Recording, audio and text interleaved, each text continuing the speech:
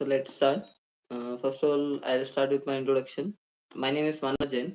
I belong to a small city named Guna in Madhya Pradesh. I've scored AL 634 in this CSE 2023. This was my second attempt. Uh, I'll start with my journey. I started my preparation in 2021, but even before starting my preparation, I was quite sure about what I wanted to do in my life. Actually, the preparation started in my childhood. Not exactly preparation, but my dream started in my childhood because of my grandfather. Once, as a child, as children are often idealistic, I asked him that what should I do in my life so that I can contribute something to the society. And to that, my grandfather suggested me that you should become a collector. So वहां से एक ये सपना थोड़ा शुरू हुआ.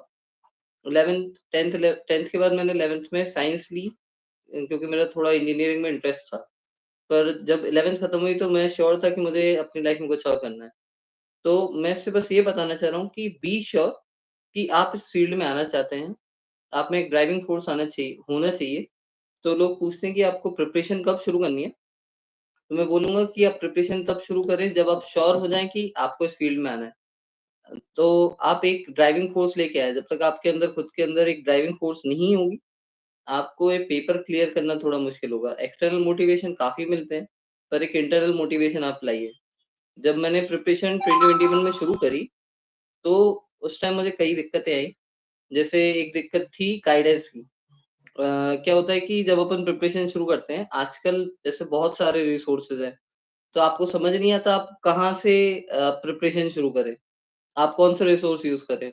आप coaching join करें या आप सेल्फ प्रिपरेशन करें? तो आपको एक थोड़ी गाइडेंस की ज़रूरत है। अगर जैसे आपको गाइडेंस नहीं मिल पाता, तो आप कोचिंग ज़रूर जाइए। लेकिन अगर आपको कहीं से गाइडेंस अवेलेबल है, तो फिर आप ट्राई करिए कि आप कोचिंग ना जाएँ, क्योंकि कोचिंग में एक होता है कि आप कोचिंग के शेड्यूल में फँस जाएँगे रेदर देन आप अपना एक शेड्यूल फ़ॉलो कर पाएँ। तो आप ट्राई कीजिए कि आप खुद सेल्फ करें, लेकिन अगर कहीं से आपको जैसे कोई फ्रेंड्स है, आपके सीनियर है, आपका भाई है, कोई है, जो आपको गाइडेंस दे सकता है, तो मेरे ओपिनियन में गाइडेंस वहाँ से लेना ज़रूरी है। मेरे कई फ्रेंड्स थे जो प्रिपरेशन कर रहे थे तो उनसे मुझे थोड़ा आइडिया लगा, कुछ टॉपर टॉक से आइडिया लगा।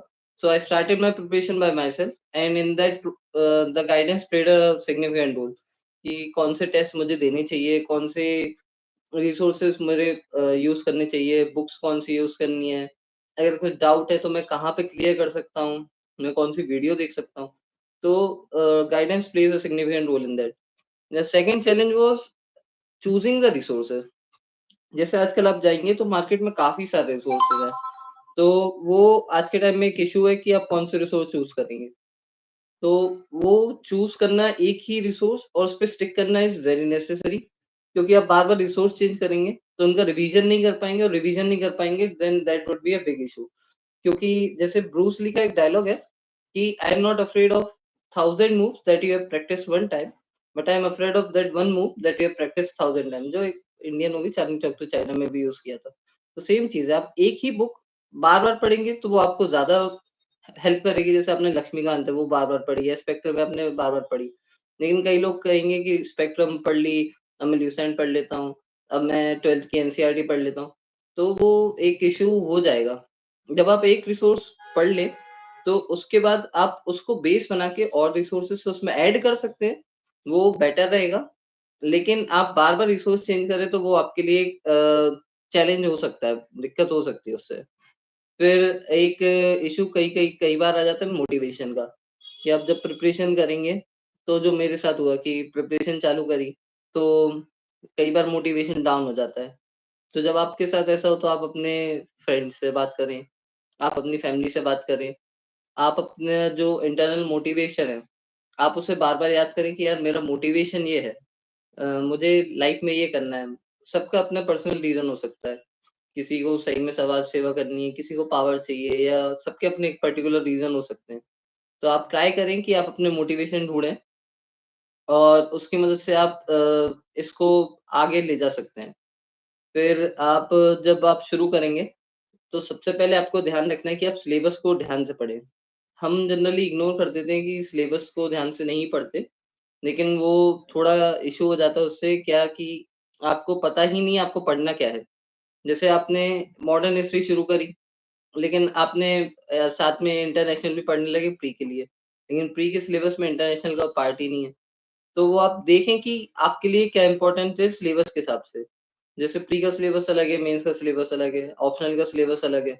जब आप ऑप्शनल चूज़ करें तब भी आप सिलेबस देखिए कि सिलेबस कितना वास्ट है। तो सिलेबस पढ़ना बहुत इम्पोर्टेंट है प्रिपरेशन शुरू करने से पहले। तो आप जब भी प्रिपरेशन शुरू करें तो सबसे पहले आप उसे पढ़ें सिलेबस को। फिर उसके बाद आप जब सोर्सेज़ चूज़ करें, तो मैं जैसे कुछ सोर्सेज़ बता देता हूँ, जनरल रिसोर्सेज़ हैं, जो जनरली सब बोलते हैं। जैसे हिस्ट्री के लिए, मॉडर्न हिस्ट्री के लिए अपनी स्पेक्ट्रम पब्लिकेशन की brief history of modern India. I think वो सब बुक बहुत सफिशिएंट है प्री के लिए भी, मेंस के लिए भी। अगर आप बाद में पढ़ना चाहें, आप उसको अच्छे से पढ़ लें, रिवाइज़ कर लें, तो आप एक बार बिपिन चंद्र या दूसरी एनसीईआरटी ट्राई कर सकते हैं। मैं उस पे नहीं बताऊँगा कि क्योंकि मैंने सिर्फ़ बिपिन चंद्र पढ़ी है एक बार, क्योंकि मेरा कॉलेज में भी बीए था, हिस्ट्री पॉलिटिकल साइंस से। तो मुझे उधर थोड़ा-सा बेनिफिट है, लेकिन वो भी काफ़ी टाइम हो गया, तो मैं ये नहीं बोलूँगा कि मुझे एकदम याद है। लेकिन अगर पढ़नी हो तो वो जब एक बार स्पेक्ट्रम हो जाए उसके बाद पढ़ें। दूसरी आती है एंशिएंट मिडिवल में, उसमें एनसीईआरटी आई थिंक सफिशिएंट रहती है। आर्ट एंड कल्चर में एनसीईआरटी है, नितिन सिंघानिया सर की बुक है। फिर पॉलिटिकल साइंस में Laxmikanth, it is the only book that you need to do. उसके अलावा आपको कोई बुक नहीं करनी पॉलिटिकल साइंस के लिए। उसके बाद इकोनॉमिक्स है। इकोनॉमिक्स में मैंने मृणाल सर के नोट्स पढ़े थे। कई लोग श्रेया आईएएस के नोट्स भी पढ़ना पसंद करते हैं या दूसरे रिसोर्सेज़ पसंद करते हैं। तो आपको जो पसंद आता है आप वो रिसोर्स पढ़ सकते हैं। उसके बाद ज्योग्राफी है, ज्योग्राफी में एनसीईआरटी 11th-12th की एनसीईआरटी। उसके बाद आती है एनवायरनमेंट, एनवायरनमेंट में मैंने शंकर आईएएस से पढ़ा है और मेजरली एक पार्ट आ जाता है अपना बायोलॉजी की बुक 12th क्लास की और अपने करंट अफेयर्स और वही साइंस टेक में इम्पोर्टेंट सबसे ज़्यादा करंट अफेयर्स। जैसे आपका अगर साइंस बैकग्राउंड है, जैसे मेरा 12th तक साइंस बैकग्राउंड था, तो मुझे जनरली इश्यू नहीं आता साइंस में, लेकिन काफ़ी स्टूडेंट्स जो मेरे फ्रेंड्स हैं जिनका साइंस बैकग्राउंड नहीं है, कॉमर्स से हैं या आर्ट्स से हैं, ह्यूमैनिटीज़ से हैं, तो उनको साइंस में जनरली इश्यू आता है। तो आपको अगर साइंस में थोड़ा इश्यू आता है, तो आप बेसिक साइंस के लिए कोई सी बुक पढ़ सकते हैं। आजकल काफ़ी कोचिंग इंस्टीट्यूट्स की बुक मार्केट में अवेलेबल है जनरल साइंस की या ल्यूसेंट वगैरह जहाँ पे जनरल साइंस का बेसिक दिया रहता है, तो आप वहाँ से पढ़ सकते हैं। तो आपको वहाँ पे एक हेल्प मिलेगी। अ, फिर साइंस टेक वगैरह हो जाए तो उसके बाद आते हैं अपन करंट अफेयर्स पे। करंट अफेयर्स कैसे करने हैं?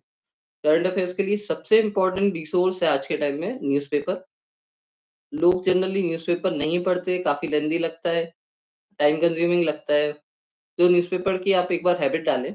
शुरू में आपको ज़्यादा टाइम लगेगा, मुझे भी लगा था, मेरे बाकी फ्रेंड्स को भी लगा है जो प्रिपेयर कर रहे हैं। लेकिन आप जैसे-जैसे आप प्रिपेयर करेंगे, तो आप धीरे-धीरे आपको समझ में आ जाएगा कि हमें पढ़ना क्या है, क्या इग्नोर करना है। तो आप जिससे टाइम अपना वेस्ट कम करेंगे न्यूज़पेपर में। न्यूज़पेपर ज़रूर पढ़ें। उसके बाद जैसे मैं करता हूँ, जैसे डेली करंट अफेयर्स आप कर सकते हैं प्रैक्टिस के लिए। जैसे कई कोचिंग हैं जो डेली करंट अफेयर्स की समरी डाल देती हैं उनके वेबसाइट पे कंपाइल करके शाम के टाइम, जिससे आपका डेली का रिवीजन भी हो जाता है और जो कोई चीज़ अगर आपने कवर नहीं करी, तो आप उसे कवर कर सकते हैं। बाकी फिर कई लोग मंथली कंपाइलेशन भी यूज़ करना चाहते हैं यूज़ करते हैं लेकिन मैंने ईयरली कंपाइलेशन ही पढ़े, मैंने मंथली कंपाइलेशन नहीं पढ़े।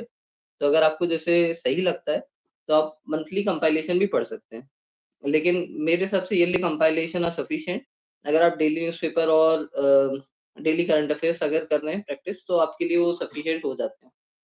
फिर उसके बाद आते हैं नोट्स पे।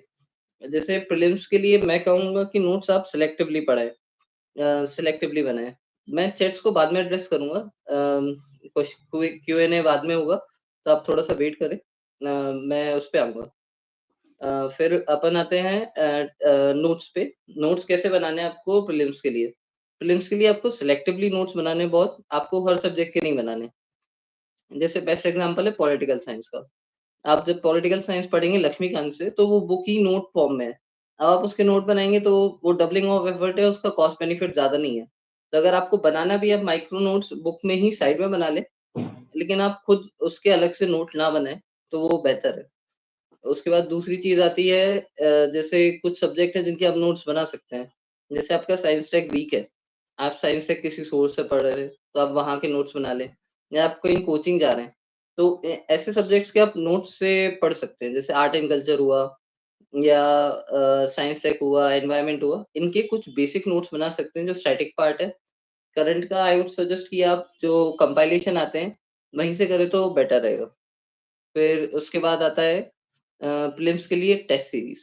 आज लोग टेस्ट सीरीज़ जनरली ध्यान नहीं देते, लेकिन आज सबसे बड़ा गेम चेंजर मेरे हिसाब से है टेस्ट सीरीज़।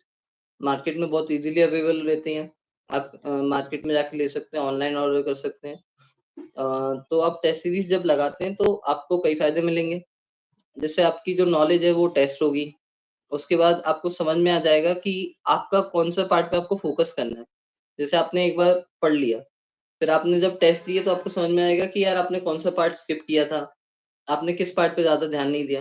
तो आप उस पे ध्यान देंगे, तो आपका इम्प्रूवमेंट होगा स्कोर में धीरे-धीरे। अब जैसे आप टेस्ट देंगे तो आपको कभी स्कोर भी कम आएगा, लेकिन आप फ़ील करेंगे कि मेरा स्कोर कम आ रहा है, आप डिमोटिवेट होंगे। लेकिन उससे डिमोटिवेट होने के बजाय आप ये समझें कि आपकी स्ट्रेंथ्स क्या हैं, आपकी वीकनेस क्या है। जब आप वो समझेंगे तो आपको उधर बेनिफिट मिलेगा टेस्ट सीरीज़ का। फिर इसके बाद टेस्ट सीरीज़ से एक और फ़ायदा होगा आपको कि आपको समझ में आ जाएगा कि आपको अटेम्प्ट क्या करना है, अटेम्प्ट क्या नहीं करना। जब आप अटेम्प्ट करेंगे क्वेश्चन तो आपको कई क्वेश्चन में जैसे आपका 50-50 रहेगा, कई क्वेश्चन में आप श्योर रहेंगे। फिर आपको जैसे हिस्ट्री क्वेश्चन आपके ज़्यादातर सही हो रहे हैं, तो आप ट्राई करिए नेक्स्ट टेस्ट में हिस्ट्री के क्वेश्चन ज़्यादा अटेम्प्ट करें। या आपके इकोनॉमिक्स के क्वेश्चन कम सही हो रहे हैं, तो आप नेक्स्ट टेस्ट में ट्राई करें कि आपके इकोनॉमिक के क्वेश्चन आप कम करें। आप उसमें रिस्क ना लें। जैसे अगर आपको अगर कहीं पे आपको तुक्का भी मारना है, तो आप ट्राई करें कि अ, फिर आप जो आपका स्ट्रॉन्ग पॉइंट है, वहाँ पे आप ट्राई करें। बाकी ट्राई ना करें। फिर उसके बाद है टाइम टेबल, जैसे कई क्वेश्चन भी आए थे टाइम टेबल पे, तो मेरे हिसाब से आप टाइम टेबल थोड़ा फ्लेक्सिबल रखें। आप एक फिक्स टाइम ना करें कि मुझे 10 घंटे पढ़ना है, मुझे 16 घंटे पढ़ना है। ये मतलब कहने में अच्छा लगता है लेकिन I don't think it is feasible. Best तरीका रहेगा आप अपने गोल्स बनाएँ, कि मुझे ये टॉपिक कितने टाइम में कंप्लीट करना है। मुझे हिस्ट्री जैसे मैंने स्पेक्ट्रम उठाई, तो मुझे 10 दिन में स्पेक्ट्रम खत्म करनी है, मुझे 15 दिन में खत्म करनी है। तो आप ऐसे ब्रॉड गोल्स बनाएँ तो वो करना ज़्यादा आसान रहेगा। और आप कोई भी चीज़ पढ़ रहे हैं तो एक ही चीज़ ना पढ़ें, एटलीस्ट 2-3 चीज़ें पढ़ें। जैसे आपने स्पेक्ट्रम उठाई, स्पेक्ट्रम के साथ ना आपने आर्ट एंड कल्चर कर लिया या एंशिएंट या मिडिवल कर लिया। तो जो चीज़ें थोड़ी सिमिलर है उनको एक साथ पढ़ें, तो वो आपको वहाँ पे बेनिफिट मिलेगा। जैसे आपने एनवायरनमेंट पढ़ रहे, एनवायरनमेंट के साथ आप ज्योग्राफी पढ़ सकते हैं या आप इकोनॉमिक्स पढ़ रहे हैं, आप उसके साथ इकोनॉमिक ज्योग्राफी, ह्यूमन ज्योग्राफी पढ़ सकते हैं। तो आप जब वो वैसे अपना टाइम टेबल शेड्यूल करेंगे तो आपको आपकी प्रिपरेशन काफ़ी आसान हो जाएगी। और दूसरी चीज़ है टाइम टेबल में फ्लेक्सिबिलिटी रखना। आप जब टाइम टेबल बनाएँगे तो उसे थोड़ा-सा फ्लेक्सिबल रखें। फ्लेक्सिबल कैसे कि आपने एक फिक्स टाइम टेबल रख लिया कि यार मैं 8 बजे उठ के मैं हिस्ट्री ही पढ़ूँगा, लेकिन किसी कारण से नहीं आया तो हिस्ट्री छूट गई। वैसा ना करें, आप एक टाइम फिक्स करें कि मुझे इस टाइम पे पढ़ना है और फिर आप अगर कभी मिस भी हो जाता है तो आपको रिग्रेट नहीं होगा कि यार मेरा ये मिस हो गया। दूसरी चीज़ है कि आप कभी-कभी आपको थोड़ा पढ़ते-पढ़ते फटीग आ जाएगा एक ही सब्जेक्ट, तो आप टाइम टेबल फिक्स रखेंगे तो आप उसमें चेंज नहीं कर सकते, लेकिन थोड़ा-सा फ्लेक्सिबल रखेंगे तो वहाँ पे आप थोड़ा चेंज कर सकते हैं। फिर सबसे इम्पोर्टेंट चीज़ है जो भी आप टाइम टेबल रख रहे हैं उसमें रेगुलैरिटी रखें, क्योंकि जब आप यूपीएससी का प्रिपरेशन करते हैं, तो ये मैटर नहीं करता आप कितने घंटे पढ़ रहे हैं, ये मैटर करता है कि आप रोज़ कितने घंटे पढ़ रहे हैं। आप रोज़ थोड़ा-थोड़ा टाइम दें। अगर आप बाद में एक ही साथ कुछ पढ़ेंगे, तो आपको दिन के 12 घंटे, 16 घंटे देने पड़ेंगे। लेकिन आप रेगुलरली शुरू से वही चीज़ पढ़ रहे हैं, तो आप 8 घंटे, 10 घंटे भी देंगे तो आपका कंप्लीट हो जाएगा सिलेबस। फिर इसके बाद आता है एक इम्पोर्टेंट चीज़ जो जनरली लोग इग्नोर कर देते हैं कि वो यूपीएससी को एक एग्ज़ाम की तरह देखते हैं। आप उसे थोड़ा एग्ज़ाम से हटकर एक लाइफ़स्टाइल की तरह थोड़ा-सा आप समझने की कोशिश करें, कि जब तक आप इसे अपनी लाइफ़स्टाइल नहीं बना लेंगे, कि तब तक थोड़ा-सा मतलब मुश्किल रहेगा आपको सक्सीड करना इसमें। जैसे मैं जब लंच कर रहा हूँ या कुछ कर रहा हूँ, मैं अपने फ्रेंड के साथ बैठा हूँ, तो जनरली मेरा अप्रोच ये रहता है कि अगर मैं वहाँ से कुछ भी सीख सकता हूँ, तो मैं ट्राई करता हूँ कि वो सीख लूँ क्योंकि कई बार मैंने 2 प्री निकाले हैं, दोनों प्री में मुझे काफ़ी हेल्प मिली है उस चीज़ों की। मेंस में भी मैंने वो चीज़ यूज़ करी है। जैसे मैंने चाय पे दोस्तों के साथ या कहीं पे कुछ सीखा, तो वो मुझे काफ़ी काम आया है। तो आप ट्राई करें कि इसको सिर्फ़ एक नॉर्मल एग्ज़ाम ना समझ के थोड़ा अपना एक लाइफ़स्टाइल का पार्ट बना लें। फिर उसके बाद आता है मेंस आंसर राइटिंग पे। तो मेंस जो है उसमें सबसे इम्पोर्टेंट पहले है नोट मेकिंग। जब आप मेंस की प्रिपरेशन शुरू करेंगे तो आपको पहले आपको सबसे पहले तो आप देखें कि सिलेबस क्या है मेंस का। क्योंकि मेंस प्री के मुकाबले थोड़ा मुश्किल लगता है क्योंकि काफ़ी लोग उसकी प्रैक्टिस नहीं करते। लेकिन आई थिंक कि Mains is a little bit easier than prelims क्योंकि प्रीलिम्स में एक डिफाइंड सिलेबस नहीं है। प्रीलिम्स में कहीं से भी कुछ भी आ सकता है। ऐसा बोलते हैं कि anything and everything under the sun can come in prelims. Similarly लेकिन मेंस में ऐसा नहीं है। मेंस में आप प्रिडिक्ट कर सकते हैं क्वेश्चन क्या आ सकते हैं। तो मेंस में आप एक बार सिलेबस पढ़ें, सिलेबस के जो भी वर्ड्स हैं, उनके आप नोट्स बनाएँ और उससे आगे बढ़कर आपको जो भी दिख रहा है, आप उसके नोट्स बनाएँ। अब मेंस में जैसे जनरल सारे नोट्स बनाना ज़रूरी नहीं है। मेन आप एक जैसे आजकल मार्केट में काफ़ी बुक्स अवेलेबल हैं, जो मेंस के पार्ट को कवर करती हैं। तो आप वहाँ पे वैल्यू एडिशन के लिए नोट्स बना सकते हैं। ऐसे डेटा पॉइंट्स के आपने नोट्स बना लिए, आपने कमिटी रिकमेंडेशंस इन सब के आपने नोट्स बना लिए। तो वो नोट्स बनाना ज़्यादा बेहतर है, बजाए कि आप इन जनरल आप सब ही नोट्स बनाते जाएँ क्योंकि आप पहले नोट्स बना लेंगे तो आपको मेंस का जो 3 महीना है, वहाँ पे आपको थोड़ा बेनिफिट मिल जाएगा। जैसे मेरा पहला अटेम्प्ट था, मैंने मेंस स्पेसिफिक नोट्स नहीं बनाए थे, जो कुछ सिर्फ़ मेंस के सब्जेक्ट हैं, जैसे सोशल इश्यूज़ है, सोसाइटी है या इंटरनल सिक्योरिटी है। तो यहाँ पे मेरे मेन स्पेसिफिक नोट्स नहीं थे। तो जब मेंस आया तो मुझे वहाँ पे थोड़ा इश्यू हुआ क्योंकि जब मैंने मेंस दिया, मेरा 1 मार्क्स से मिस हुआ था। तो उसका कारण ये था कि मेंस की मेरी प्रिपरेशन मैंने सिर्फ़ उस 3 महीने में करी, जो थोड़ी बैकफ़ायर करी क्योंकि मैं उतना अच्छा प्रिपेयर नहीं हो पाया। तो आप पहले नोट्स बना लेंगे तो आपको वहाँ पे फ़ायदा मिलेगा। दूसरी चीज़ है आंसर राइटिंग। तो आंसर राइटिंग की प्रैक्टिस मेरे हिसाब से आप थोड़ा पहले कर लें जैसे प्रीलिम्स जनरली मई या जून में हो रहा है और आप फ़ेब के बाद प्रीलिम्स पे शिफ्ट हो जाएँ, लेकिन उसके पहले आप आंसर राइटिंग की प्रैक्टिस कर लें। दिसंबर, जनवरी जब भी आप जो भी पढ़ते जाना है, थोड़ा-थोड़ा आंसर राइटिंग करते जाएँगे तो आपको बेनिफिट मिलेगा बाद में। आंसर राइटिंग की प्रैक्टिस करें फिर आंसर राइटिंग की प्रैक्टिस शुरू कैसे करें? तो आप आजकल इंटरनेट पे जैसे सारे टॉपर्स की आंसर कॉपी मिल जाती है। तो आप पहले उनकी आंसर कॉपी डाउनलोड करें, उनके आंसर पढ़ें। फिर आप ट्राई करें कि आप खुद आंसर लिखें और फिर आप उनसे कंपेयर करें कि आपके आंसर और उनके आंसरों में अंतर कितना है। तो आप सीखेंगे कि इंट्रोडक्शन, बॉडी कंक्लूजन कैसे लिखना है, इंट्रोडक्शन कैसा होना चाहिए, इंट्रोडक्शन थोड़ा-सा टॉपिक को एक्सप्लेन करे, उसमें आप कैसे डेटा यूज़ कर सकते हैं, आप उसमें कैसे पॉइंट यूज़ कर सकते हैं या कंक्लूजन आपको कैसे करना है। कंक्लूजन जैसे थोड़ा फॉरवर्ड कुछ मतलब आगे बताते हुए कि बेनिफिट आगे बेटर कैसे कर सकते हैं किसी चीज़ को। फॉरवर्ड शोइंग तो बेटर रहता है। जैसे हमने देखा कि एग्रीकल्चर पे जैसे कोई क्वेश्चन आया, तो आया कि जैसे हम एआई या एमएल इन सबको एग्रीकल्चर में कैसे यूज़ कर सकते हैं। तो कॉम्पिटिशन में आप शो कर सकते हैं कि इससे फार्मर्स की इनकम डबल हो सकती है। तो आप ऐसे फॉरवर्ड शोइंग कॉन्क्लूजन दे सकते हैं। फिर आप जब टॉपर्स की कॉपी देखेंगे तो आपको समझ में आ जाएगा कि स्कीमेटिक्स कैसे यूज़ करने हैं। डायग्राम कैसे यूज़ करने हैं। तो आपको वहाँ से आइडिया लगेगा आंसर राइटिंग का। तो आप आंसर राइटिंग का वहाँ ट्राई करें या आपके कोई पीयर्स हैं, जिनने पहले आंसर राइटिंग करी है, तो आप आंसर लिखें, एक बार उनको चेक कराएँ। तो इसका बेनिफिट आपको वहाँ पे मिलेगा। फिर उसके बाद है कि जब आप मेंस के 3 महीने चालू हो जाएँ, आपने प्रीलिम्स क्लियर किया, फिर आप जब मेंस शुरू करें, तो आप ट्राई करें कि आप उन मेंस के 3 महीने में आंसर राइटिंग ज़रूर डेली करें, डेली आंसर राइटिंग सबसे ज़्यादा इम्पोर्टेंट है। उसके अलावा इम्पोर्टेंट है कि आप फुल लेंथ टेस्ट ज़रूर दें। फुल लेंथ टेस्ट से आपको समझ में आएगा कि उन 3 घंटों में पेपर कैसे कंप्लीट करना है। क्योंकि मेंस में लोगों को सबसे ज़्यादा इश्यू आता है पेपर कंप्लीट करने में। कई लोगों के जैसे इस बार अच्छे नंबर आए लेकिन उनके पेपर कंप्लीट नहीं हुए थे। पेपर कंप्लीट होते तो उनके और बेटर नंबर आते, उनकी रैंकिंग और बेटर होती। जैसे मेरे पेपर कंप्लीट हुए तो मुझे उसका फ़ायदा मिला कि मैं मेरा लिस्ट में नाम आ पाया। मेरा अगर पेपर कोई भी पेपर छूटता तो मुझे लिस्ट में आना थोड़ा मुश्किल हो जाता। तो आप ट्राई करें कि पेपर कंप्लीट करें और वो आपको आइडिया लगेगा फुल एंड टेस्ट देके। कई लोग फुल एंड टेस्ट नहीं देते, डायरेक्ट मेंस में जाके ही अटेम्प्ट करते हैं, तो वहाँ पे इश्यू हो जाता है। तो आप उसको ट्राई करें। एक किसी ने नोट मेकिंग का पूछा कि नोट कैसे बनाएँ? तो मैं नोट मेकिंग का बोलूँगा कि आप नोट्स आप मेरे हिसाब से पूरे नोट्स ना बनाएँ। आप जब पूरे नोट्स बनाएँगे तो it is just a waste of effort कि कई बार आपको कई चीज़ों के नोट्स बनाने की ज़रूरत नहीं है। जैसे मॉडर्न हिस्ट्री वाला पार्ट है, तो स्पेक्ट्रम जो बुक है आई थिंक वो नोट्स फॉर्म में काफ़ी अच्छे से दी है। तो आप उसके अलग से नोट्स बनाने का कोई सेंस नहीं है।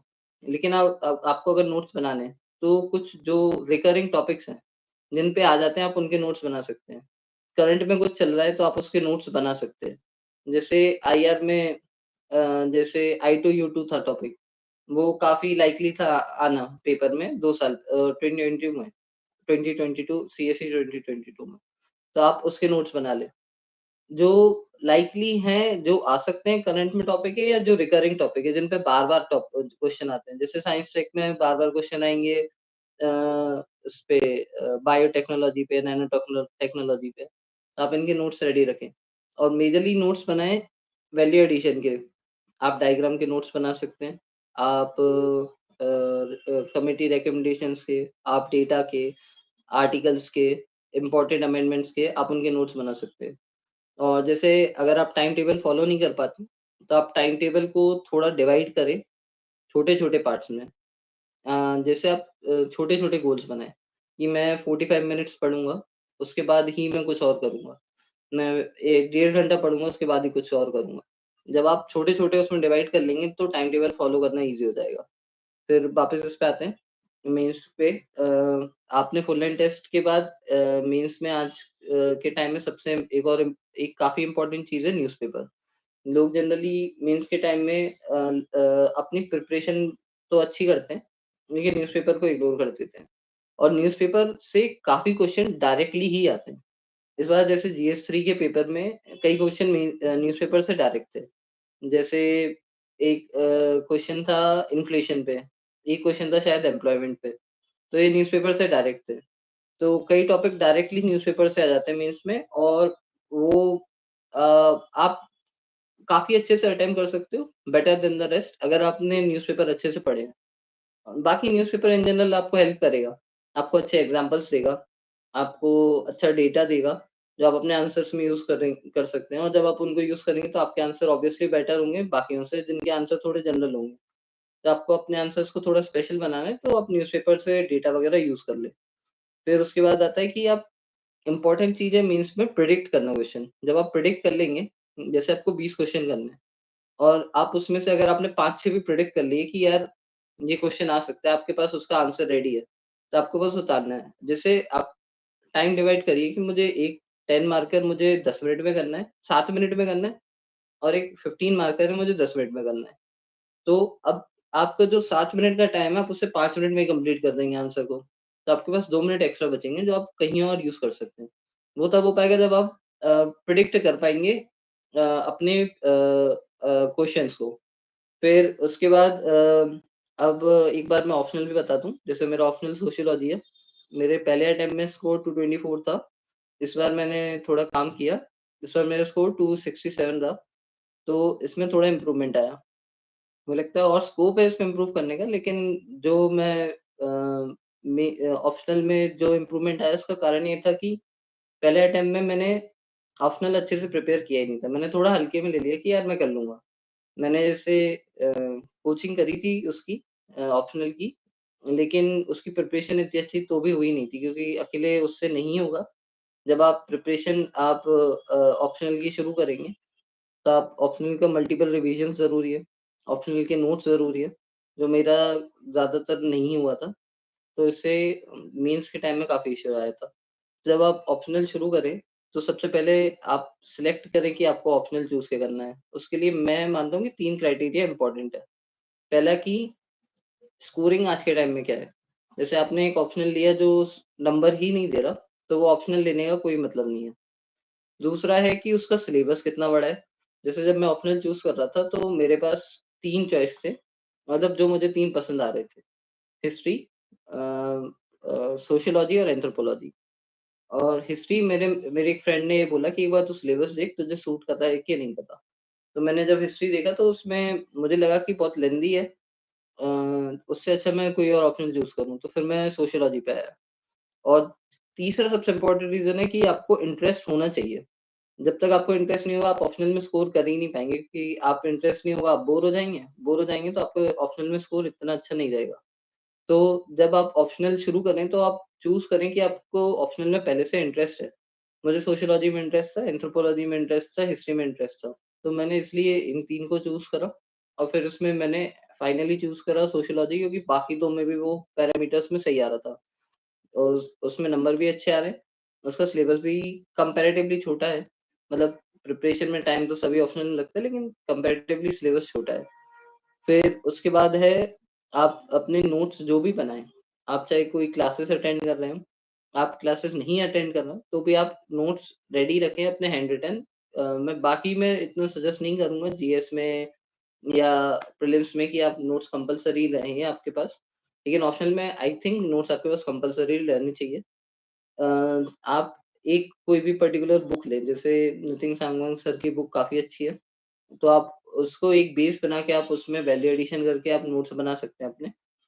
अ, जो भी है, आप एक टॉपर्स के कोई उठा के आप उनसे नोट्स बना सकते हैं, जो भी आपको सूट करे, लेकिन आप अपने नोट्स बनाएँ, किसी के नोट्स से ना पढ़ें, उनके नोट्स को लेके आप अपना बना लें। आप अपनी हैंडराइटिंग में लिख लें या चाहे आप उसमें अपना वैल्यू एडिशन कर लें, मल्टीपल रिविजन्स कर लें, वो नोट्स आपके पास लेकिन होने चाहिए। और ऑप्शनल में आंसर राइटिंग पे ज़रूर ध्यान दें। जैसे जीएस में आंसर राइटिंग इम्पोर्टेंट है, उससे ज़्यादा इम्पोर्टेंट है ऑप्शनल में, क्योंकि ऑप्शनल ही आपका मेंस क्लियर करवाएगा। कई लोगों के जीएस में नंबर अच्छे होते हैं, ऑप्शनल में थोड़े कम रह जाते हैं और इसके कारण उनका मेंस रुक जाता है। मेरे साथ फर्स्ट अटेम्प्ट में यही हुआ कि मेरे जीएस में स्कोर अच्छा था, लेकिन ऑप्शनल में कम था, तो मेरा मेंस रुक गया था। एक ही नंबर से रुका, लेकिन रुक गया था। तो आप ट्राई करें कि ऑप्शनल में भी आप नोट्स बनाएँ, फुल एंड टेस्ट दें। और जैसे अगर आपका सोशियोलॉजी टाइप अगर कुछ ऑप्शन है, जहाँ पे पेपर टू डायनामिक है, तो पेपर 2 आपका स्कोर बढ़ाएगा। तो पेपर 2 पे बहुत ज़्यादा ध्यान दें, क्योंकि पेपर 2 ही आपका स्कोर बढ़ाएगा। वो डायनामिक है, आप वहाँ पे करंट के एग्ज़ाम्पल यूज़ कर सकते हो। आप वहाँ पे पेपर 1 का मटेरियल भी यूज़ कर सकते हो। पेपर 2 के आप थिंकर जनरली आप निकाल के ज़रूर रखें। फिर उसके बाद है कि ऐसे, ऐसे राइटिंग पे आते हैं। तो ऐसे की मुझे लगता है मुझे खुद अपनी स्ट्रैटेजी में थोड़ा इम्प्रूवमेंट करना है। लेकिन जैसे मैंने प्रिपरेशन जैसे करी, मैं बता देता हूँ। मेरे पहले जीए जो फर्स्ट अटेम्प्ट था उसमें ऐसे में मेरा स्कोर था 104, इस बार स्कोर है 103। एंड आई थिंक कि मेरा एक ऐसे काफ़ी अच्छा था, दूसरा ऐसे कंपैरेटिवली कम अच्छा रहा, तो इस कारण मेरा स्कोर थोड़ा एवरेज ही रहा। जब आप ऐसे की प्रिपरेशन शुरू करें, तो आई थिंक आप सबसे पहले तो रेफर कर सकते हैं, अनुदीप दुरिशेट्टी सर हैं, उनके नोट्स हैं ऐसे के कि आप ऐसे राइटिंग कैसे शुरू करें। तो आप इन उनको एक बार रेफर करेंगे तो आपको ऐसे में थोड़ा समझ में आएगा कि ऐसे आपको लिखना कैसे है। जैसे उन्होंने कई स्ट्रैटेजीज़ दे रखी है, तो जब आप उनको रेफर करेंगे, क्योंकि मैंने वही किया था जब मैंने ऐसे राइटिंग शुरू करी, तो उसका मुझे बेनिफिट मिला था। फिर दूसरा आप ऐसे में करें कि आप टॉपर्स के ऐसे उठाएँ। जैसे कई सारे टॉपर हैं जो अपने ऐसे राइटिंग्स के लिए जाने जाते हैं। जैसे अनुदीप दुरिशेट्टी सर हैं या इस बार आदित्य श्रीवास्तव हैं। तो इनके स्कोर जैसे ऐसे में काफ़ी अच्छा है। तो आप एक बार इनके ऐसे रेफ़र करेंगे तो आपको आइडिया लगेगा कि यार मैं ऐसे में और क्या कर सकता हूँ? ऐसे में अपना इम्प्रूव कैसे करूँ? तो और उनने ऐसे लिखा है। और फिर बाकी आपके ऐसे में आई थिंक कुछ चीज़ें होनी चाहिए। जैसे कि आपके ऐसे में एक स्ट्रक्चर होना चाहिए कि एक फ्लूइडिटी होनी चाहिए। जब आप तो कहीं पे भी ऐसे ब्रेक्स नहीं लगने चाहिए कि यहाँ पे ये पार्ट अलग है, ये पार्ट अलग है। एक ऐसे पूरा फ्लूइड होना चाहिए। और सबसे इम्पोर्टेंट ऐसे में ये है कि आप पहले टॉपिक क्या चूज़ कर रहे हैं। टॉपिक अगर आपको समझ में आ रहा है तभी चूज़ करें। ये नहीं कि आपको पहली नज़र में अच्छा लगा, लेकिन आपके पास उसमें मटेरियल ही नहीं है, तो आप लिख ही नहीं पा रहे। तो ऐसा टॉपिक चूज़ ना करें। और मेरे हिसाब से अगर आप किसी अ, जैसे 2 तरह के ऐसे आजकल आ रहे हैं। एक तो है फिलॉसफिकल ऐसे, दूसरे हैं अपने किसी पर्टिकुलर टॉपिक पे ऐसे। तो आई थिंक फिलॉसफिकल ऐसे करना थोड़ा बेटर है क्योंकि जो कोई स्पेसिफिक टॉपिक पे अगर ऐसे कर रहे हैं तो आपके पास एटलीस्ट 10-12 पेज का मटेरियल होना चाहिए। और अगर आपके पास नहीं है तो I think it is better to opt for philosophical ऐसे। लेकिन वो आप एक बार चूज़ करें कि आपका इंटरेस्ट क्या है, आपको सूट क्या कर रहा है उसके बेसिस पे चूज़ करें। आप प्रिपेयर दोनों के लिए रहें। फिर ऐसे में आप कुछ एग्ज़ाम्पल्स रेडी रखें। आप कुछ बुक्स के एग्ज़ाम्पल देख सकते हैं, जैसे कई सारे टॉपर्स हैं, वो अपने टेस्ट पे बुक्स की लिस्ट डाल देते हैं, बुक्स का बेसिक एक्सप्लेनेशन डाल देते हैं। तो आप उन एक्सप्लेनेशन से ही बुक का नाम एटलीस्ट कोट कर सकते हैं, ज़रूरी नहीं है आपने बुक पढ़ी हो। मैंने भी कई ऐसे इसमें काफ़ी किया है, मतलब कई ऐसे इसमें किया है ये कि मैंने वो बुक नहीं पढ़ी लेकिन मुझे बेसिक प्रीमाइस पता है बुक का क्या है, तो उस बुक को मैंने कोट कर दिया है। आप मूवीज़ यूज़ कर सकते हैं, मूवीज़ कोई मना नहीं है, लेकिन आपके ऐसे से रिलेट होनी चाहिए। तो जो भी आपके ऐसे को रिलेट करे, तो ऐसे में आप वो करें। और दूसरा एक चीज़ है कि आप ऐसे में घुमाएँ नहीं, आप थोड़ा ज़्यादा लंबा ले जाएँगे, घुमाएँगे, आपके नंबर कम आएँगे। तो ऐसे में आप स्ट्रेट फॉरवर्ड रहें, फ्लूइड रहे, लिंक रहे और उसमें वैल्यू एडिशन रहे, तो आपका ऐसे में भी स्कोर इम्प्रूव होगा। फिर एक इम्पोर्टेंट चीज़ है, जब आप प्रिपरेशन करेंगे तो कई बार होगा कि आपको जैसे स्ट्रेस होगा। कल मेरे से किसी ने पूछा कि हम स्ट्रेस को कैसे हैंडल करें? तो आई थिंक स्ट्रेस को हैंडल करने के लिए बेस्ट तरीका है कि आप एक तो कुछ एक हॉबी ऐसी रखें पॉज़िटिव सी जो जिससे आप स्ट्रेस रिलीज़ कर सकें। जैसे कोई सिंगिंग करना पसंद करता है, मुझे गाने सुनना पसंद है, मुझे ड्राइंग करना पसंद है। तो मैं ड्रॉ करता हूँ या गाने सुनता हूँ, तो मेरा स्ट्रेस थोड़ा रिलीज़ होता है। कई लोग हैं कि जो अपने फ्रेंड से, फैमिली से बात करना पसंद करते हैं। तो आई थिंक आप अपने फ्रेंड से, फैमिली से बात करेंगे तो आपको थोड़ा-सा स्ट्रेस रिलीज़ में हेल्प करेगा। तो आप उनसे अपनी टेंशन्स बताइए, पढ़ाई से रिलेटेड है, कुछ और है, तो आपका स्ट्रेस वैसे कम होगा। और कई बार लोगों को स्ट्रेस रहता है, जैसे अभी पेपर नज़दीक आता जा रहा है, तो धीरे-धीरे लोगों का स्ट्रेस बढ़ता जा रहा है।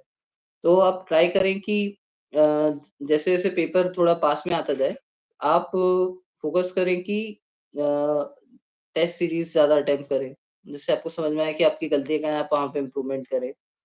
और आप जैसे स्ट्रेस में पेपर देंगे तो क्योंकि जब मेन पेपर होगा तब भी आपको काफ़ी स्ट्रेस रहेगा। तो आपको उसकी एक हैबिट हो जाएगी कि मुझे स्ट्रेस में पेपर कैसे देना है, तो आप उसको डील कर पाएँगे। बाकी तो मैं यही बोलूँगा कि स्ट्रेस तो नॉर्मल है, मतलब it is part of life, तो वो आएगा। तो आप ट्राई करें कि बस इसको थोड़ा फ़ॉलो करें, स्ट्रेस रिलीज़ करें, आप उसको हल्के में ना लें, क्योंकि उससे आपका पूरा पेपर बिगड़ सकता है।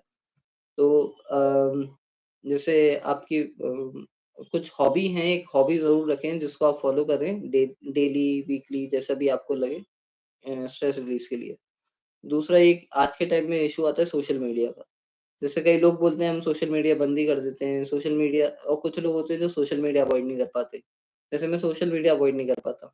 मैं इंस्टाग्राम काफ़ी चलाता हूँ, तो मैं ट्राई करता हूँ कि मैं इंस्टाग्राम पे ऐसे ही पेज फ़ॉलो करूँ जो मेरी प्रिपरेशन में भी हेल्प कर रहे हैं। मैंने कई कोचिंग के पेज फ़ॉलो कर रखे हैं या मैंने कुछ न्यूज़ वाले पेज फ़ॉलो कर रखे हैं, जिससे मेरे करंट अफ़ेयर्स का रिवीजन होता रहता है। तो मेरा अगर टाइम पास होगा तो मेरा रिवीजन भी होगा साथ में। तो जब आप ऐसे करेंगे तो आपका सोशल मीडिया एक नेगेटिव बनने की बजाय पॉज़िटिव बन जाएगा। वही आप स्ट्रेस को भी ले सकते हैं। जैसे आपको किसी फैमिली इश्यू के कारण स्ट्रेस हो रहा है या किसी और इश्यू के कारण स्ट्रेस हो रहा है, आप उसे मोटिवेशन बना लें। यार मैं जब ये पेपर क्लियर करूँगा, तो ये इश्यू अपने आप सॉल्व हो जाएगा।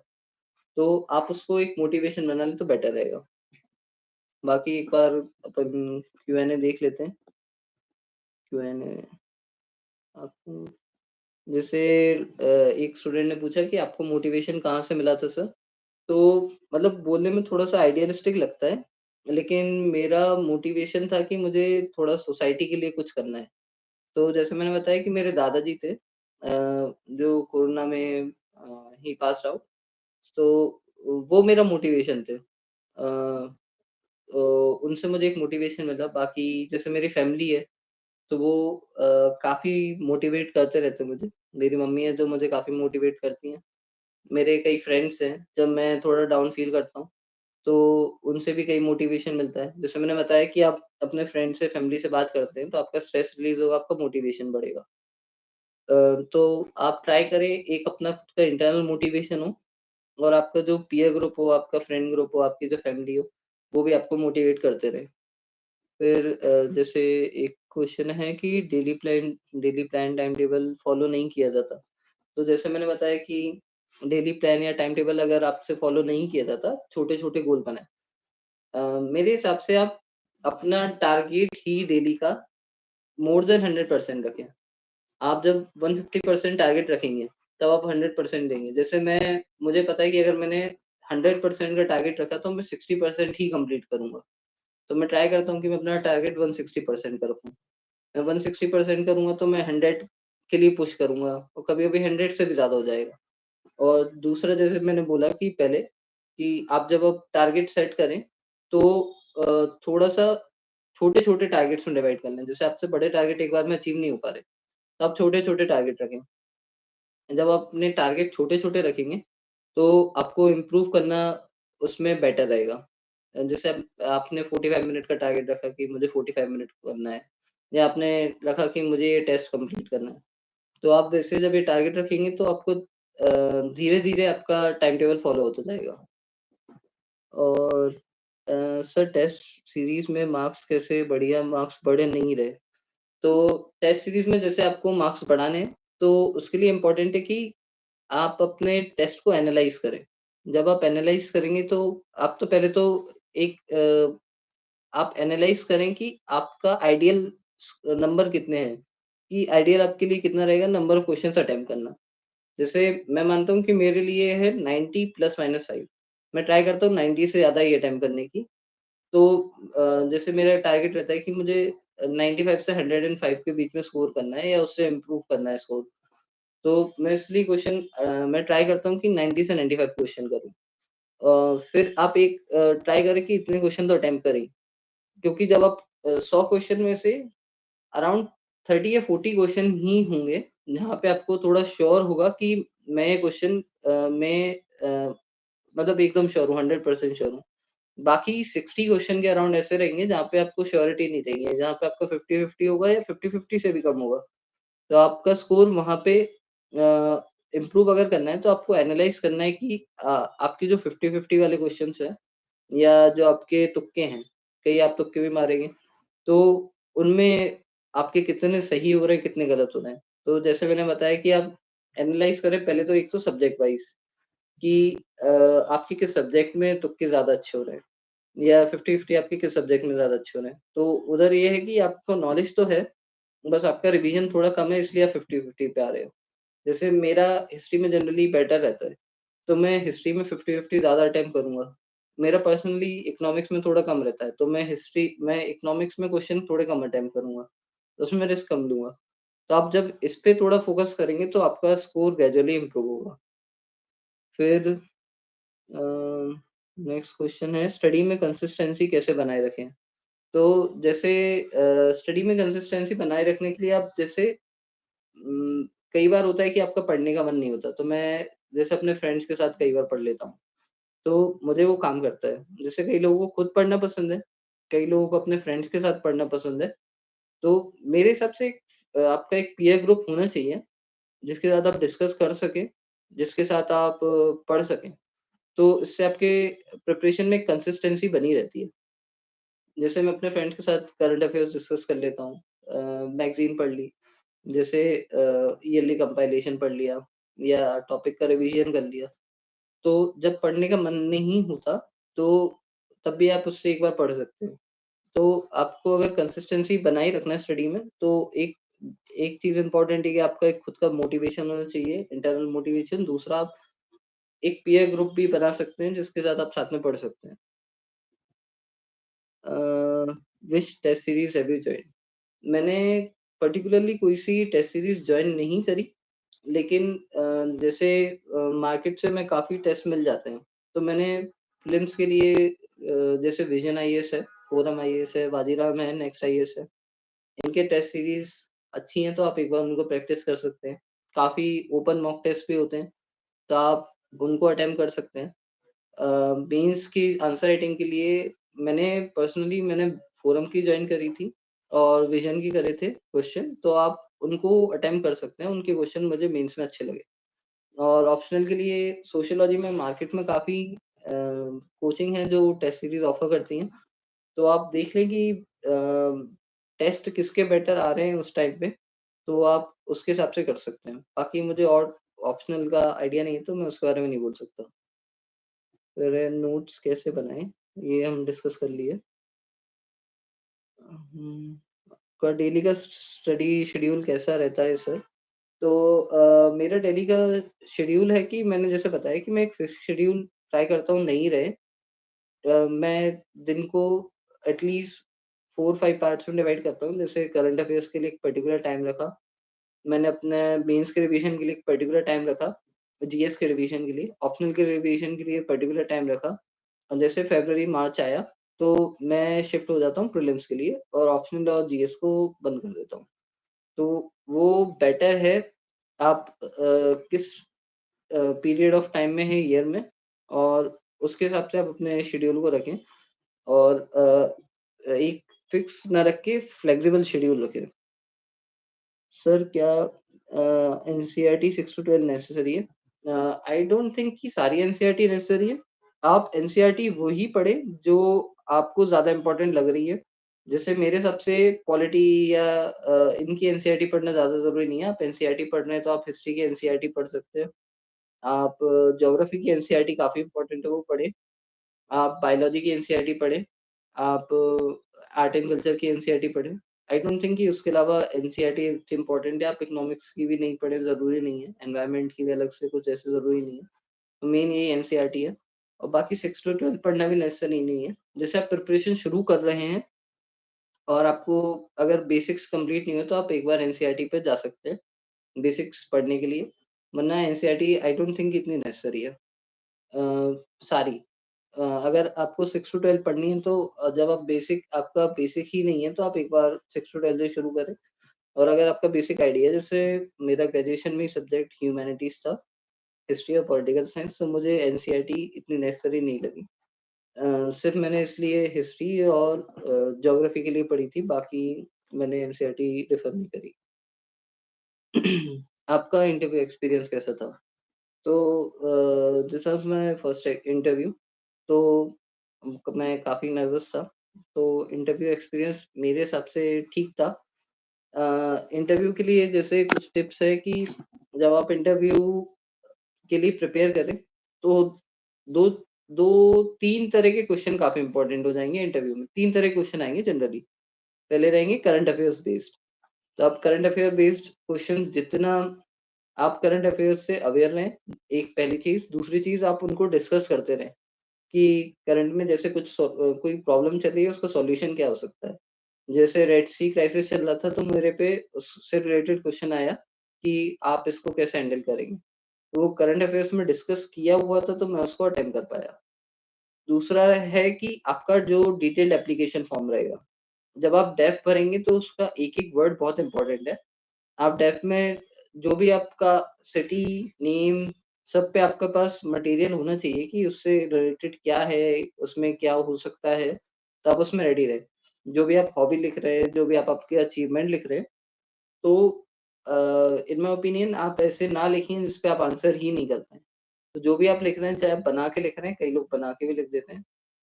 जो भी लिख रहे हैं, आप बस उस पे रेडी रहना चाहिए। आप उस पे उसके लिए रेडी रहेंगे तो आपका आपकी प्रिपरेशन अच्छी रहेगी और प्रिपरेशन अच्छी रहेगी, स्कोर अच्छा रहेगा।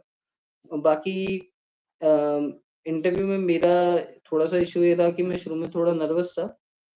बाकी मेरा इंटरव्यू इन जनरल काफ़ी अच्छा रहा। वो आई थिंक वहीं पे थोड़ा थोड़ा लकूना बोलें या शॉर्टफॉल बोलें, कहीं रहा तो वहीं रहा।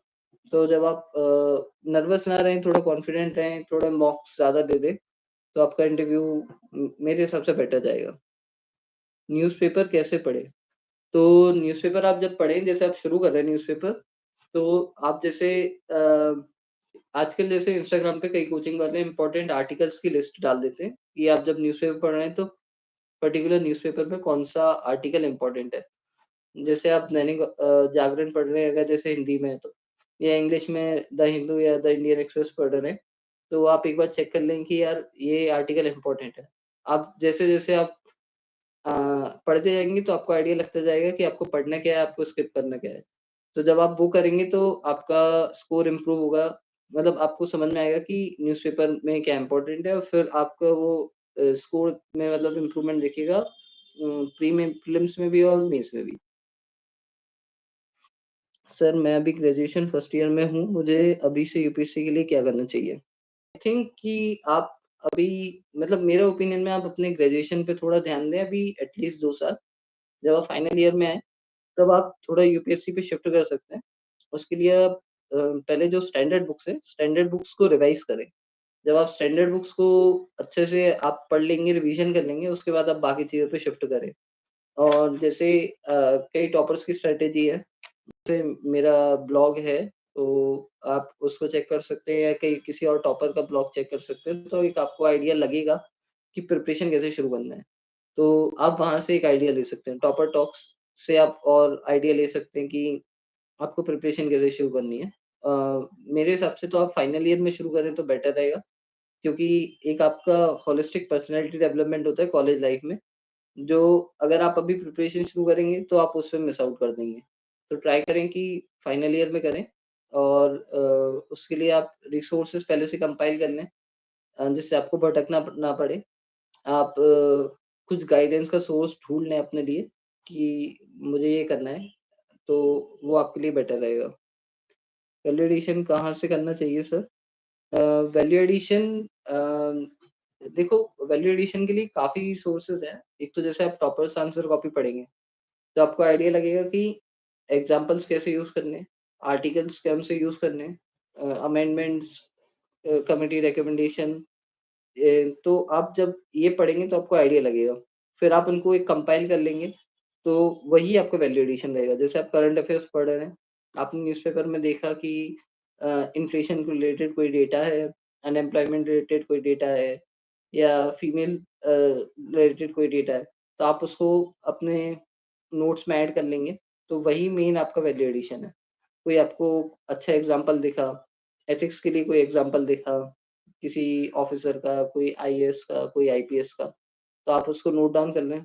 आप उसको एग्ज़ाम्पल में यूज़ करेंगे, वो बेस्ट वैल्यू एडिशन है।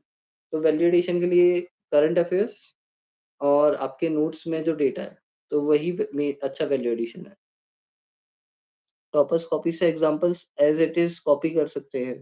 क्या आप टॉपर्स कॉपी से एज़ इट इज़ कॉपी ना करें। जैसे कुछ एग्ज़ाम्पल हैं तो आप एज़ इट इज़ कॉपी कर सकते हैं। कोई पर्सनैलिटी है, उसका कोई एग्ज़ाम्पल है, तो उसमें कोई इश्यू नहीं है। लेकिन कुछ जैसे किसी-किसी का पर्सनल एग्ज़ाम्पल रहता है, तो उसे एज़ इट इज़ कॉपी ना करके आप अपना ट्राई करें कि आप अपना करें। आंसर कैसे फ्रेम करना चाहिए सर? तो जब आप आंसर फ्रेम कर रहे हो तो आंसर पहले तो आंसर के 3 पार्ट हैं, इंट्रोडक्शन, बॉडी, कंक्लूजन। तो आप आंसर को तीनों में डिवाइड करें। आपके हर आंसर में वो तीनों चीज़ें होनी ज़रूरी है। दूसरी चीज़ है कि जो क्वेश्चन की डिमांड है वो आप पहले समझें। जैसे कोई भी क्वेश्चन रहेगा, उसमें कुछ कीवर्ड रहेंगे, कुछ डायरेक्टिव वर्ड रहेंगे। कीवर्ड को समझें, डायरेक्टिव वर्ड जो है कि कमेंट, क्रिटिकली एनालाइज़ उसको समझें, उसके हिसाब से आपके बॉडी का कंटेंट आएगा। बॉडी में जैसे 10 मार्कर है, तो एटलीस्ट ट्राई करें कि 2 पार्ट तो हों बॉडी में। 15 मार्कर है, एटलीस्ट ट्राई करें 3 पार्ट्स हो बॉडी में। आप हेडिंग बनाएँ, हेडिंग को बॉक्स करें। जब आप बॉडी में आप स्कीमेटिक्स को यूज़ करें, कोई अगर इम्पोर्टेंट पार्ट है, तो उसे पॉइंट में लिखें। पैराग्राफ नहीं करें जीएस में यूज़, ऑप्शनल में कर सकते हैं तो कर लें। ऑप्शनल में इतना इश्यू नहीं है, लेकिन जीएस में पैराग्राफ यूज़ नहीं करें। और जीएस में पॉइंट्स में लिखें आंसर। और अगर कोई एडिशनल पार्ट है, जैसे आप वैल्यू एडिशन के तौर पे डाल रहे हो, जैसे उन्होंने बोला कि कमेंट करना है किसी इशू पे, तो आपने इशू का कॉज बताया, आपने उसका इम्पैक्ट बताया, फिर आप उसका एक सॉल्यूशन भी बता सकते हैं। तो उसको आप स्कीमेटिक्स यूज़ करके, हब एंड स्पोक यूज़ करके आप उसको दिखा सकते हैं। आप कोई डायग्राम यूज़ कर सकते हैं। जैसे कोई आर्ट एंड कल्चर का क्वेश्चन है, वैल्यू पे क्वेश्चन है, आप डायग्राम प्रैक्टिस करके रखें उसकी, आप वो डायग्राम बना सकते हैं। तो या ज्योग्राफी का क्वेश्चन है, आप वहाँ पे मैप बना सकते हैं। तो उससे आपका एक बॉडी का पार्ट में वैलिडेशन होगा। और कंक्लूजन के लिए जैसे मैंने बताया कि कंक्लूजन आपका थोड़ा फॉरवर्ड लुकिंग होना चाहिए। एक वे फॉरवर्ड वाला भी हो सकता है और थोड़ा-सा कुछ रेलेवेंस बताते हुए भी हो सकता है कि कुछ अगर टॉपिक है, कुछ इश्यू है तो उसका रेलेवेंस क्या है? तो वैसा ही कंक्लूजन हो सकता है। तो आंसर का स्ट्रक्चर ये होना चाहिए, इंट्रोडक्शन, बॉडी, कंक्लूजन और बॉडी डिपेंड करेगी क्वेश्चन में उन्होंने पूछा क्या है उसके हिसाब से।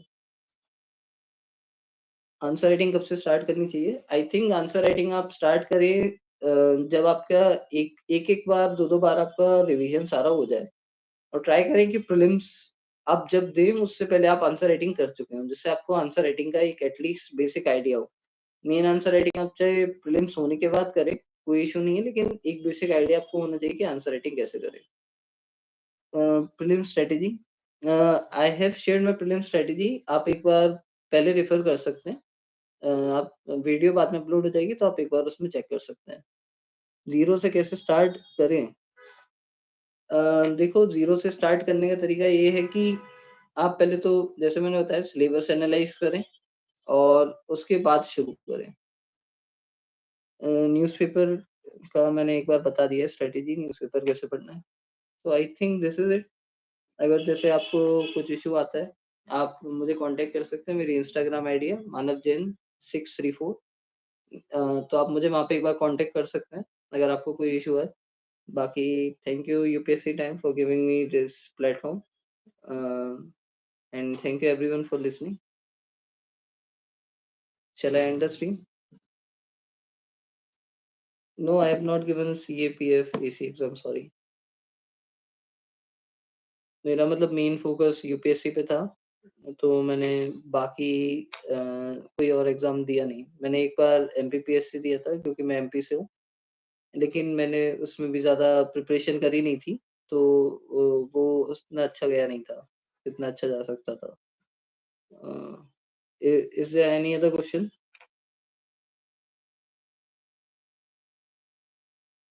What was your depth preference? Depth में मतलब किस बारे में सर्विस का, कैडर का या हॉबीज़ का? आपका क्वेश्चन इन पर्टिकुलर किसके बारे में है? जैसे सर्विस प्रेफ़रेंस मेरा था IAS, IPS, IFS, IRS, C and IT, IRS, IT. C and IT customs and indirect taxes and income tax. तो ये मेरा सर्विस प्रेफ़रेंस था और कैडर प्रेफ़रेंस था। मेरा होम स्टेट मध्य प्रदेश है, लेकिन वहाँ पे पिछले कई सालों से जनरल की इनसाइडर वैकेंसी नहीं आ रही है और मैं जनरल कैटेगरी से हूँ। तो मैंने उसको होम स्टेट को ना ऑप्ट करके मैंने महाराष्ट्र, यूपी, राजस्थान ऐसे कई कुछ स्टेट्स ऑप्ट करे थे। Any other question? किसी और को कोई और डाउट है तो पूछ सकता है।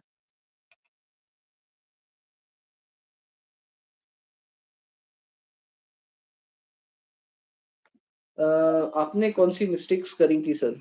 जैसे मैंने बताया कि मेरी पहली मिस्टेक मैं बोलूँगा कि थी कि मैंने प्रिपरेशन जब शुरू करी तो मैंने सॉर्ट आउट नहीं किया कि मुझे प्रिपेयर कैसे करना है। तो वो एक मिस्टेक थी, इससे मैंने थोड़ा-सा टाइम वेस्ट किया। जैसे मुझे बेसिक बुक्स पता थी कि लक्ष्मीकांत है, स्पेक्ट्रम है, लेकिन बाकी साइंस एंड टेक है, एनवायरनमेंट है, तो इनकी मैंने प्रिपरेशन शुरू ही नहीं करी। तो जब मैंने 2021 में ढंग से प्रिपरेशन शुरू करी, तो सबसे पहले मैंने देखा कि मुझे उन पे कैसे काम करना है, बाकी चीज़ें कैसे पढ़नी है। दूसरी मिस्टेक ये थी कि मैंने मेंस की आंसर राइटिंग, मेंस के टॉपिक ढंग से प्रिपेयर नहीं करे, ऑप्शनल प्रिपेयर नहीं करा। तो जब मेरा प्रीलिम्स हुआ पहले अटेम्प्ट में, तो मुझे उसमें इश्यू आया कि मैं इनको कैसे करूँ? तो टाइम से कंप्लीट मैंने कर लिया, लेकिन उधर थोड़ा-सा इश्यू आया था। फिर बाकी आई डोंट थिंक कि ऐसे मतलब मिस्टेक बोलूँगा मैं, तो बाकी एक ये था कि मैंने पहले अटेम्प्ट में सीसेट को हल्के से लिया था। आप सीसेट को हल्के में ना लें। आज के टाइम में सीसेट काफ़ी डिफ़िकल्ट हो गया है। अगर आपका मैथ्स बैकग्राउंड है, आपका इंजीनियरिंग बैकग्राउंड है, तो आपको सीसेट अटेम्प्ट करना काफ़ी मतलब कंपैरेटिवली ईज़ी रहेगा। लेकिन जब आपका ह्यूमैनिटीज़ बैकग्राउंड है, सीसेट में इश्यूज़ आएगा। तो आप सीसेट की प्रैक्टिस हमेशा करते रहें। सीसेट आप स्किप ना करें। क्या ऑफलाइन कोचिंग मैंडेटरी है? No, I don't think offline coaching mandatory है। मैंने ऑफलाइन कोचिंग नहीं करी, तो मेरे हिसाब से मैंडेटरी नहीं है। अगर आपको कहीं से गाइडेंस मिल रहा है, तो आई don't think offline coaching important है, क्योंकि रिसोर्सेज मार्केट में आराम से मिल जाते हैं, तो रिसोर्सेज कोई इशू नहीं है। कोचिंग आई थिंक तभी नेसेसरी है जब आपके पास गाइडेंस का इशू है। अ, आपकी रिवीजन स्ट्रेटेजी कैसी रहती है? जी सर, मेरी रिवीजन स्ट्रेटेजी रहती है कि अ, जो मैंने बुक्स पढ़ी हैं मैं उन्हीं को पढूँ, एक्स्ट्रा नया नहीं कुछ करूँ, या एक्स्ट्रा कुछ ऐड भी करना है तो मेरे जो मेन सोर्स है, उसी में ऐड करूँ। बाकी रिवीजन वही है कि जो आपने एक बार बुक्स पकड़ी है, या आपने एक बार जो नोट्स पकड़े हैं उन्हीं को पढ़ें बार-बार, अलग से नया कुछ ना करें। टेस्ट सीरीज़ कब से जॉइन करनी चाहिए? प्रीलिम्स की टेस्ट सीरीज़ आई थिंक जितना अर्ली हो सके आप टेस्ट देना शुरू कर दें। जैसे आपका एक बार पॉलिटी हो जाए, तो आप पॉलिटी के टेस्ट दे लें, या आपका एक बार सब कंप्लीट हो जाए, तो आप ट्राई करें कि फुल लेंथ लास्ट ईयर के ही हों, लास्ट ईयर के दे लें। तो जिससे आपकी एक प्रैक्टिस बनी रहेगी। और मेंस की आई थिंक कि टेस्ट सीरीज़ जब प्रीलिम्स हो जाए उसके बाद जॉइन करना ही बेटर है। इंटरव्यू एक्सपीरियंस मैं एक बार बता चुका है, मतलब इंटरव्यू एक्सपीरियंस मेरे हिसाब से तो अच्छा था। बाकी I will try to improve it in this attempt. I am gonna give this attempt and I'll try to improve my interview in this attempt. How to deal with political pressure? यार अभी जब उधर आएँगे तो पता चलेगा कि political pressure से कैसे डील करना है। अभी तो मतलब उसका इतना आइडिया नहीं है। तो जब वहाँ पे पहुँचेंगे तब उसका थोड़ा देखेंगे। बाकी और कुछ डाउट है?